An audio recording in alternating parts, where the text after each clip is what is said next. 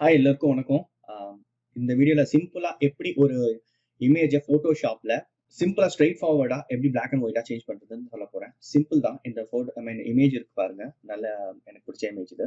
So இந்த இமேஜ்ல என்ன பண்ண போறேன் அப்படின்னா, இங்க வந்து நீங்க அட்ஜஸ்ட்மெண்ட்ஸ்னு சொல்லிட்டு ஒரு காலம் இருக்கும். அந்த அட்ஜஸ்ட்மெண்ட்னு சொல்லிட்டு ஒரு காலத்தை நீங்க வந்து இங்க ரைட் சைட்ல இருக்கும்.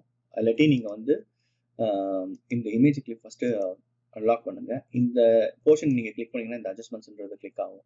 ஸோ இப்போ என்ன பண்ற போறேன் அப்படின்னு பார்த்தீங்கன்னா, இதுல இந்த மவுஸ் ஓவர் பண்ணீங்கன்னா, இதுல ஸ்ட்ரெயிட் ஃபார்வர்டா பிளாக் அண்ட் ஒயிட்னு சொல்லிட்டு ஒன்று இருக்கும்.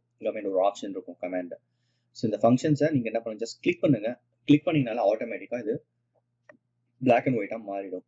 ஸோ இதுல வேணும்னா உங்களுக்கு ஏதாவது சம் போர்ஷன் உங்களுக்கு கொஞ்சம் டார்க்கா தெரியணும் பிளாக் அண்ட் ஒயிட் பிக்சர்ல அப்படின்னு பார்த்தீங்கன்னா இதில் நீங்க பண்ணலாம். ஸோ இதுதான் பெஸ்ட் வே டு என்ன சொல்றது, எப்படி பண்ணலாம் அப்படின்னு சொல்லி எப்பயுமே அட்ஜஸ்ட்மெண்ட் லேயரை வச்சு பண்ணுங்க. பிகாஸ் உங்களுக்கு வேணாம்னா நீங்க ஒரிஜினல் கலரை பார்க்கலாம். ஸோ இதுதான் சிம்பிள் ஸ்டெப்ஸ் எப்படி பிளாக் அண்ட் ஒயிட்டா கன்வெர்ட் பண்றதுன்னு சொல்லிட்டு.